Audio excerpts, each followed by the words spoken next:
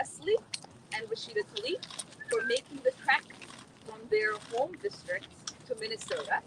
Our sister, Alexandria Ocasio-Cortez, is with us in spirit, and State Senator Mary Kunish, who has been a leader on this issue at the state level.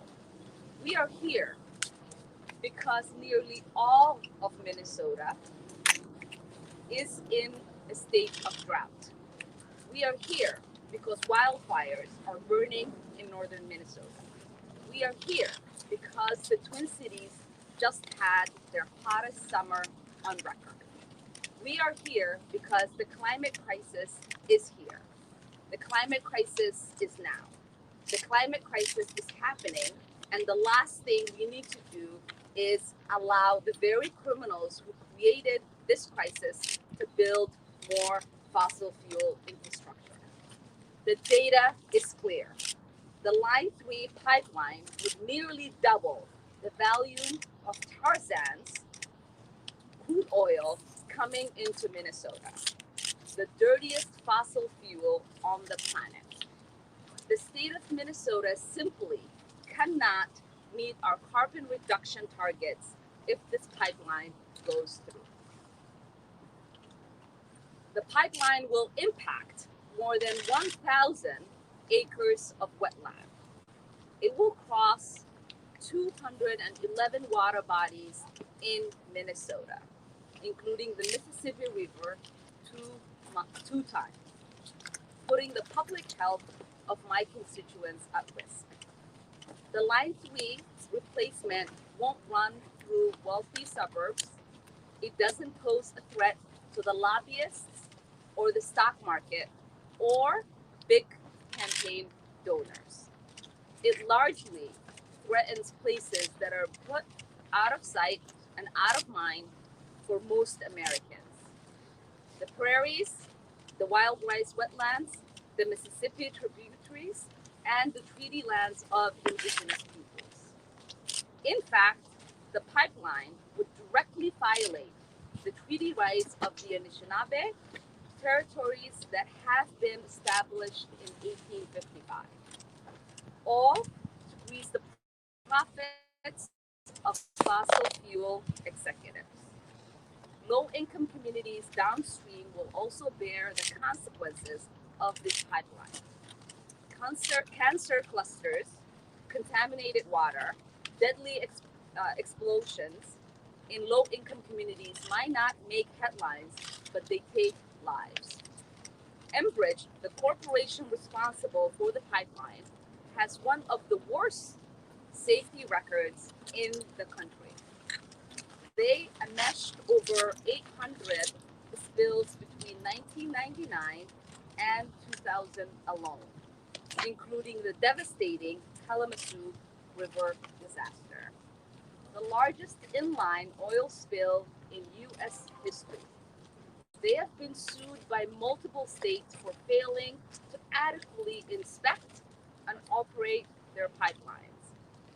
I mentioned earlier that Line 3 crosses Mississippi 2 times.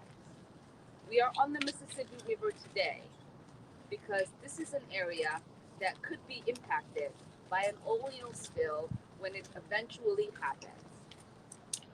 Peaceful protesters have been met with repression.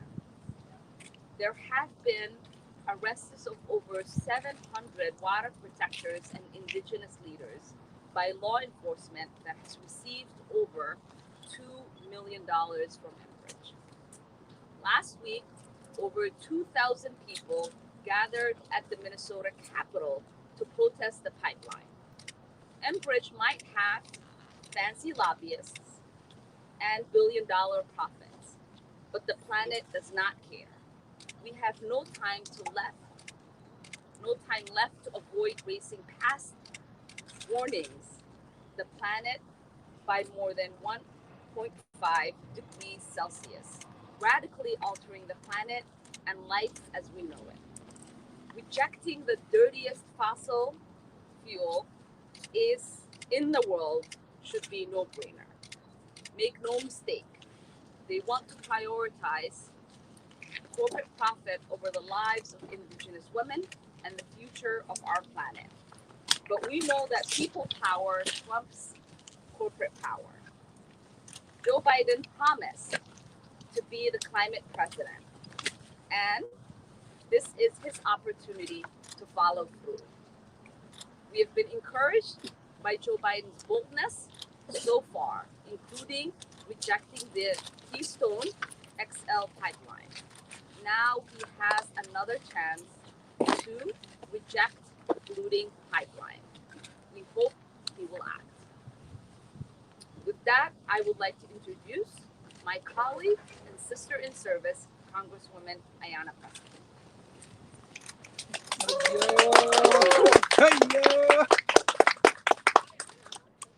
Hello, first and foremost, it's good to be back in Minnesota, and I want to thank Congresswoman Omar and Senator Kunesh for their leadership and their partnership, and for the invitation to join here in solidarity. We are here to shed light and to spread awareness about this egregious violation of tribal sovereignty and environmental injustice, and to hear directly from those whose voices have been ignored throughout the process.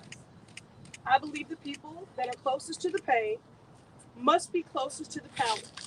But our Indigenous neighbors, who would be most impacted by this pipeline, have had little to say throughout this process. Now, we've seen the destructive impacts of climate change, with communities of color bearing the brunt of extreme weather, rising sea levels, and worsening air and water pollution. And we have an opportunity. We have a responsibility to change that with Line 3. Low-income communities will bear the consequence of this pipeline. Instead of running through wealthy white suburbs, the Line 3 pipeline threatens the prairies. It threatens the wild rice wetlands, Mississippi tributaries, and the treaty lands of Indigenous people. We must put people and our planet over profits. That is why this week I was pleased to follow the leadership of Representative Omar and to sign on to a letter urging President Biden to intervene and to reject this pipeline. And of course, there is precedence. He did this with the Keystone pipeline, so this is a no-brainer. President Biden has the opportunity and, again, the responsibility in making good on his word to be the climate president. He must direct the Army Corps of Engineers to revoke the permit for Line 3. And to Representative Omar's point, and as someone who grew up in an organizing household, my mother, may she rest in peace and power, was a tenants' rights activist. I am a firm believer that the power of the people has always been greater than the people in power. And so today we are here in solidarity with the people to show exactly that. As Representative Omar alluded to, Enbridge is the corporation responsible for this pipeline, and they have one of the worst safety records in the country. When people show you who they are, believe them. They have been sued by multiple states for failing to adequately inspect and to operate their pipelines. They can't be trusted. Now, again, they have fancy lobbyists, they have billion-dollar profits, but the planet does not care. Enbridge has paid millions of dollars for law enforcement who have used that money to harm and to terrorize water protectors. And it is an outrage.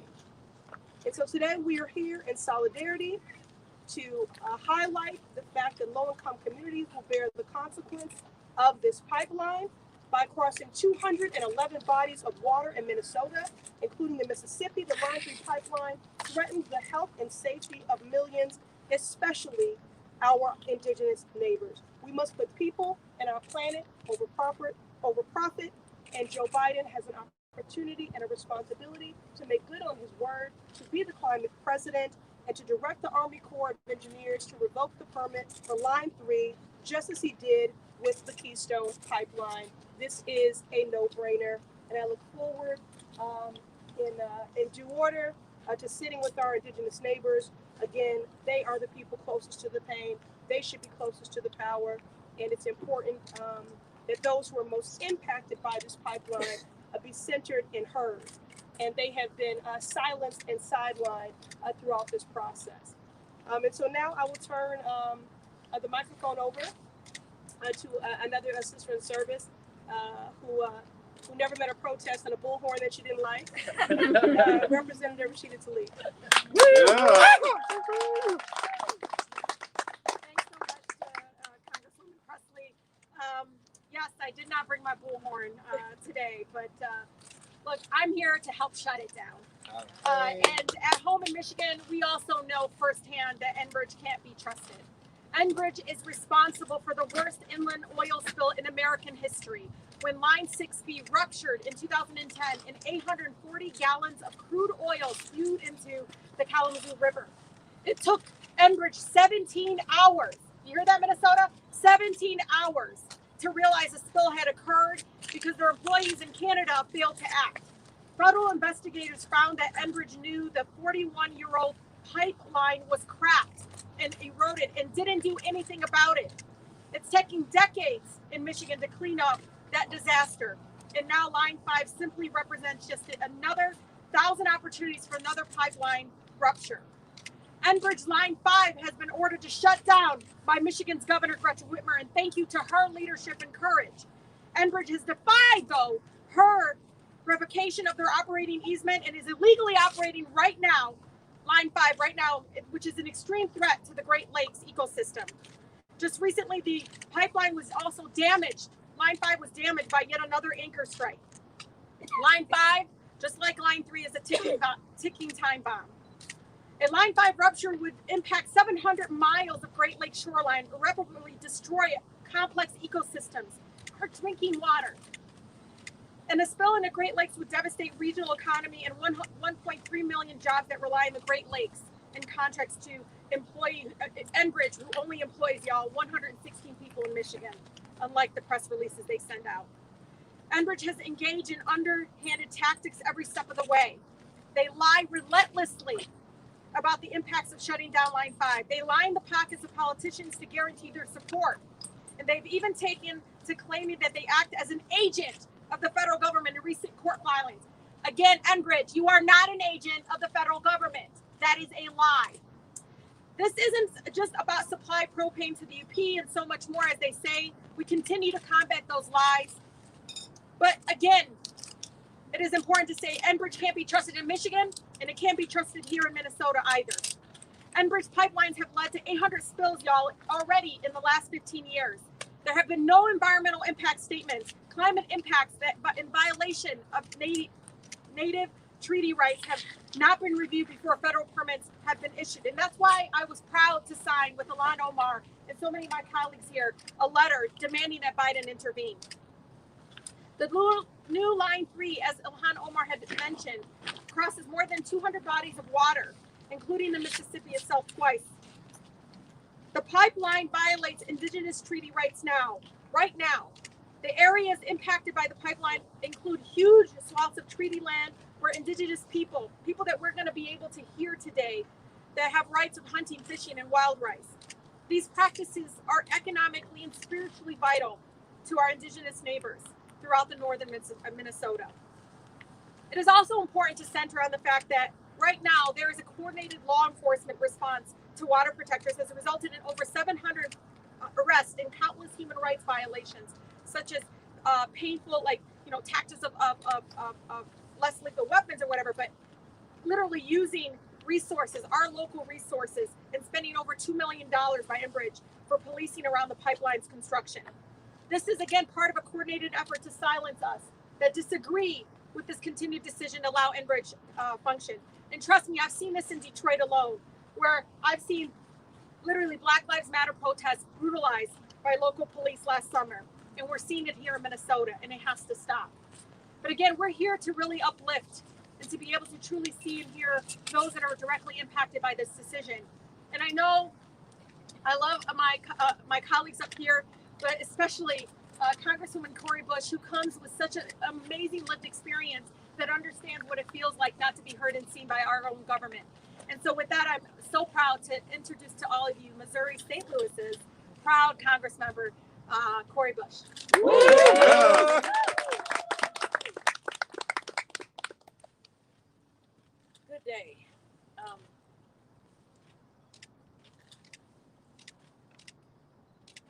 being asked why I would be a part of this moment, why I would be a part of this weekend with my sisters in service, standing in support of our water protectors and so many others, our communities.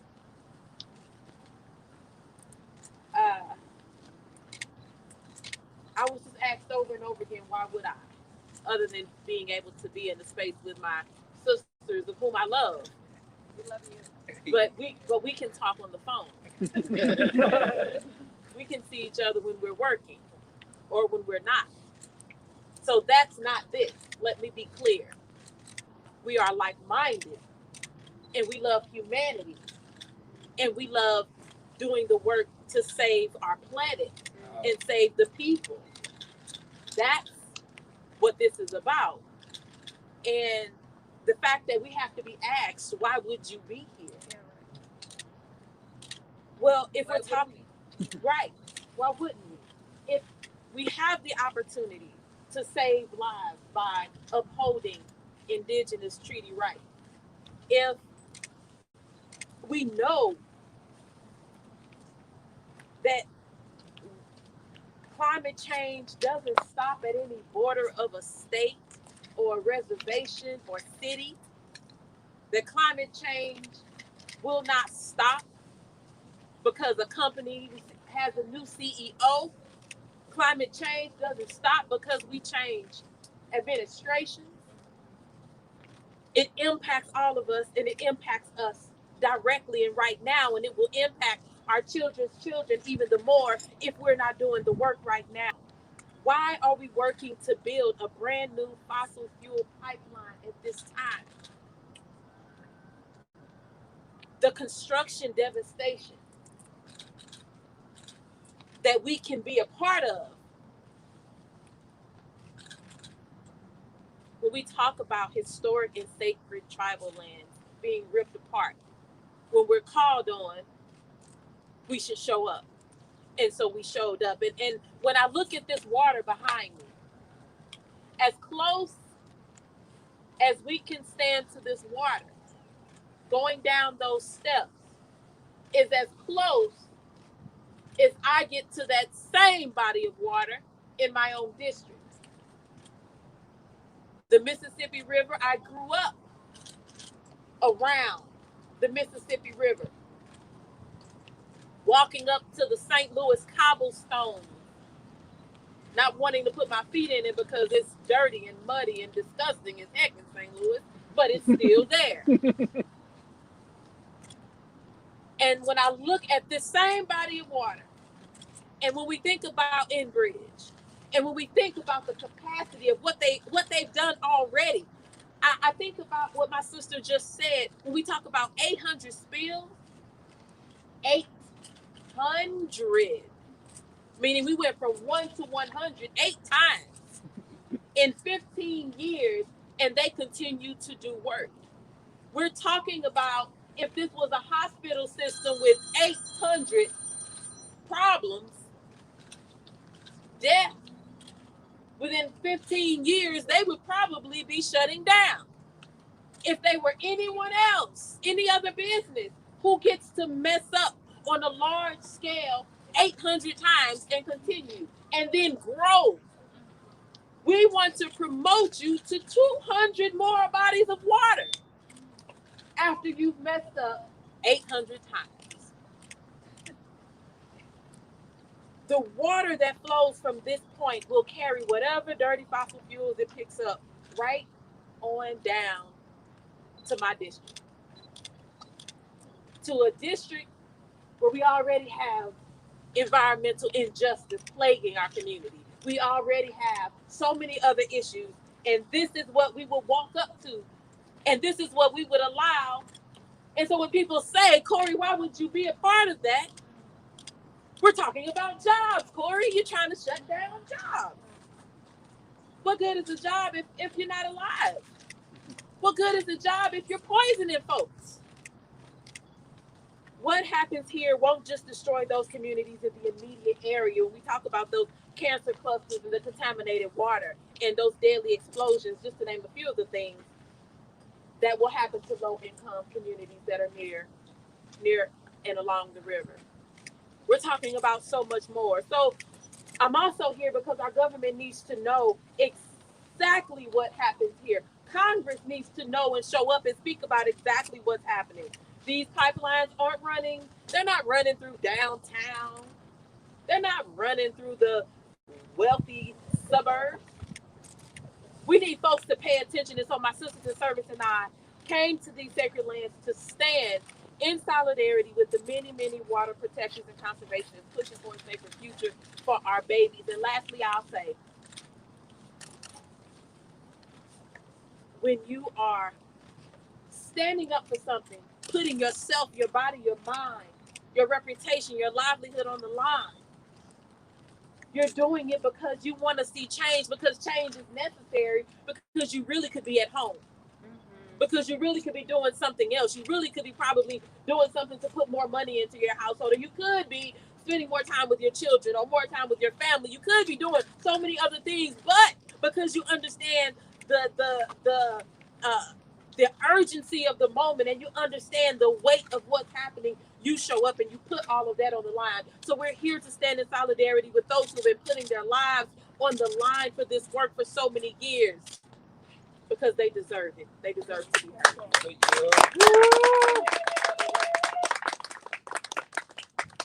Thank you, Corey. And finally, I would like to introduce my colleague, State Senator Mary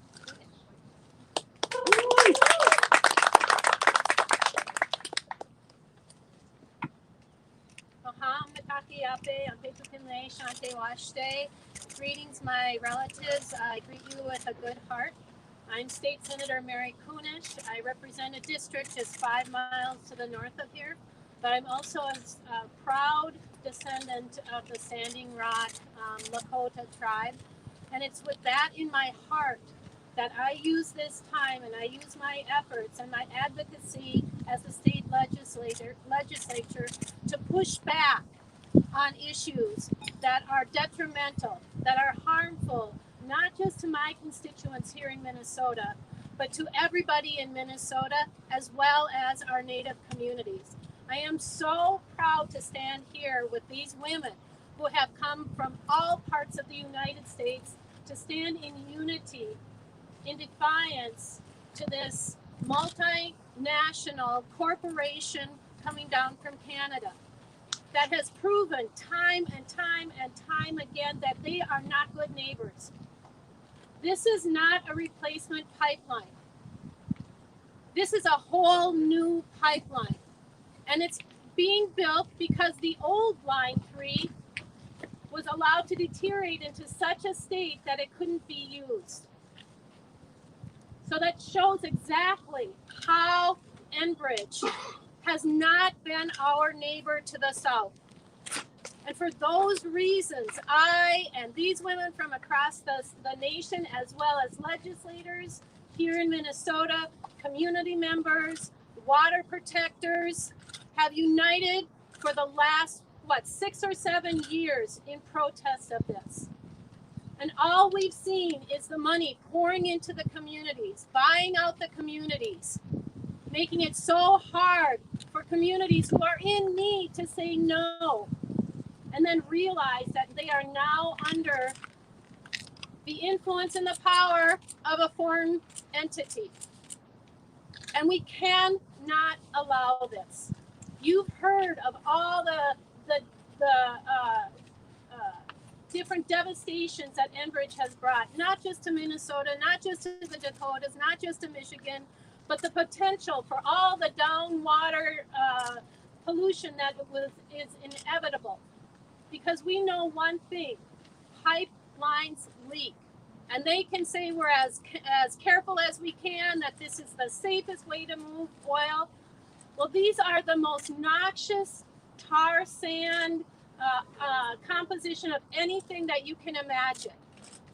And this is what's going to be plowing through the most pristine areas of our country, of our state, with the potential to do incredible damage.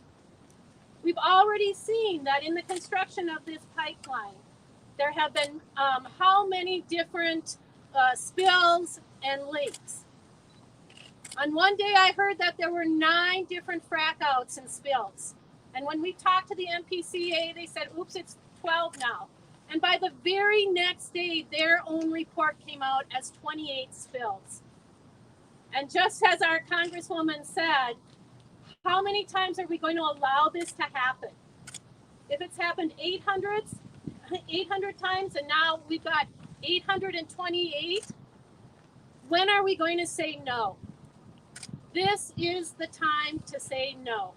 This is the time to say shut it down. Unfortunately, we haven't been able to do that here in Minnesota as much as our tribes have been able to speak out against it. Environmentalists, water protectors, legislators. How many legislators, more legislators than ever, have signed on to that letter asking Biden to intervene?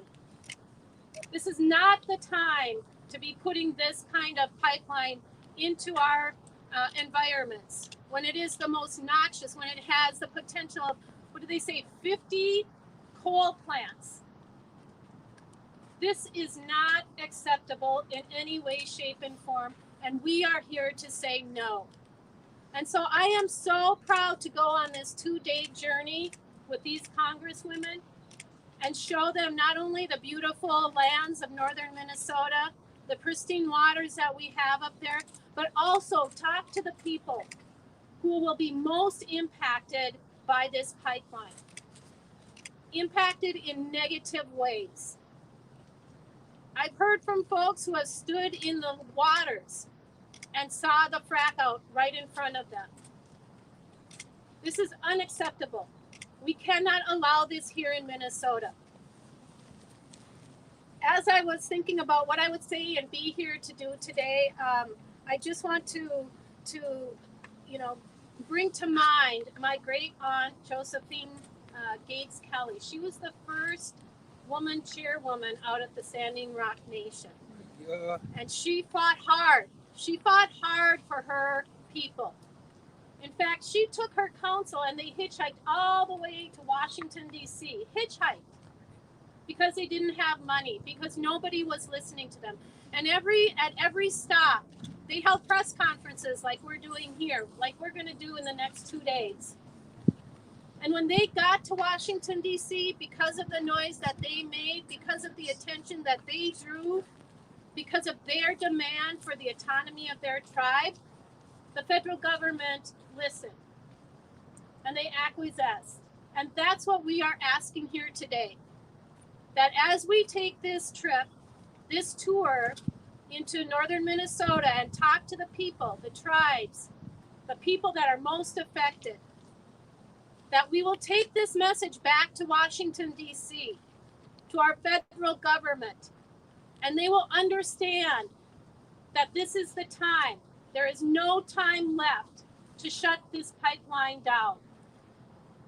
And so I appreciate all of you being here. I appreciate you traveling all the way across our nation to be here and stand in solidarity and making sure that our voices are heard, that our nation, our Indian nations are heard, because our Indigenous people have suffered the most atrocious historic damage and violence and have been ignored and underfunded, not just by the federal government, not just by our state government, but by this country in general.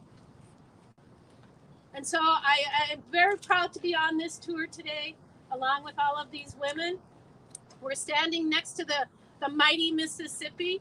And as we say in the Lakota language, Mini Michoki, water is life.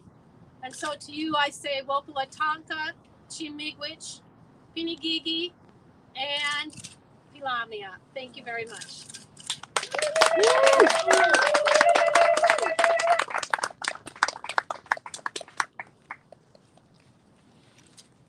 With that, we will take questions, if any of you, any relating to this.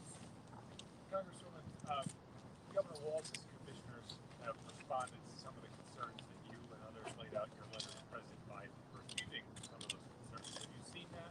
And has the governor done enough on this project?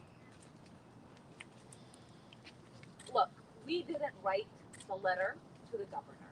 We wrote the letter to the president of the United States because we believe that it is the president that needs to intervene and stop this pipeline.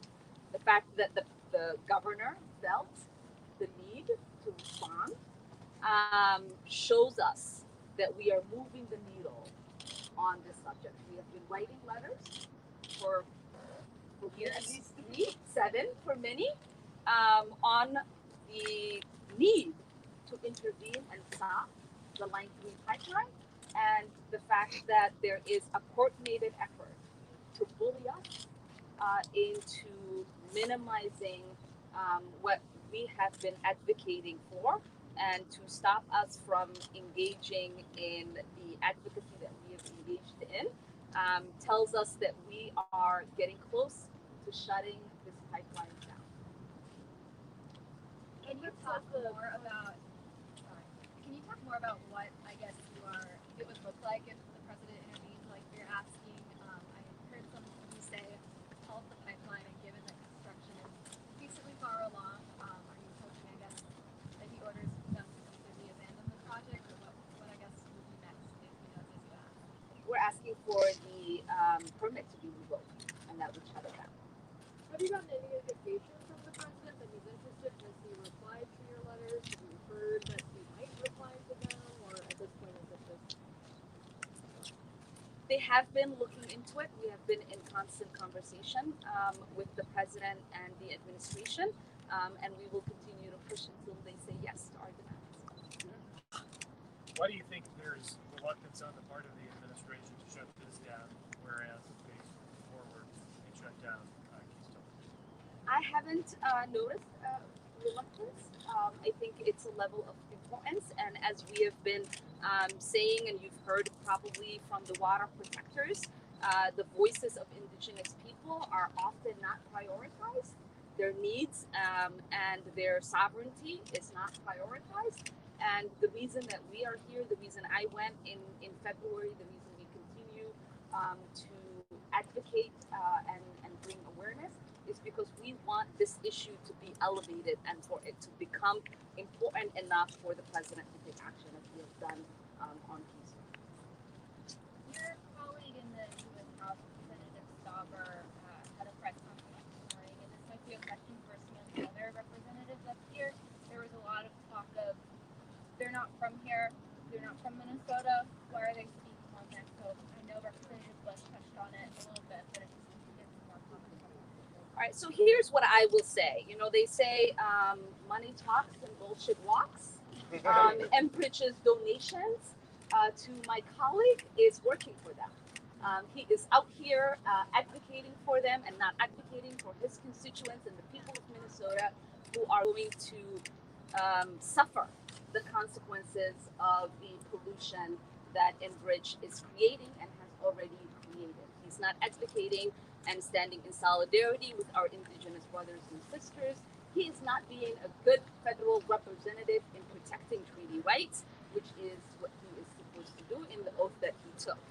And finally, I will say it's actually kind of surprising to hear someone like Pete talk about workers when he has not, when he has voted against the PRO Act, when he has voted against raising the minimum wage, when he is for a right to work advocate, when he has done zero in advocating for workers in his track record, to come at someone like me who has been a pro-labor, a former labor member, advocates of working class people in this country, with his statements and his little press conference.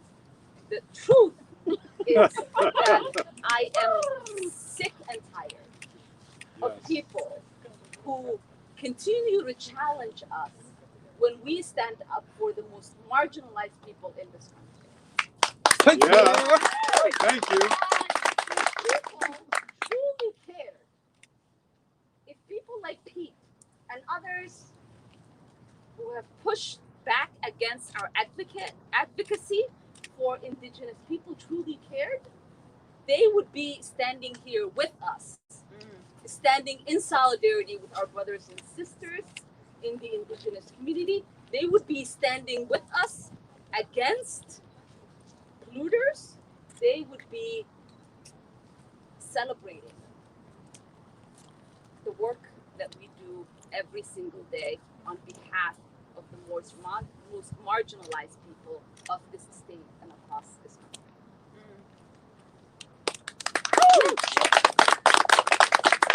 Sauber also brought up, ask them how they're traveling this weekend. What modes of transportation?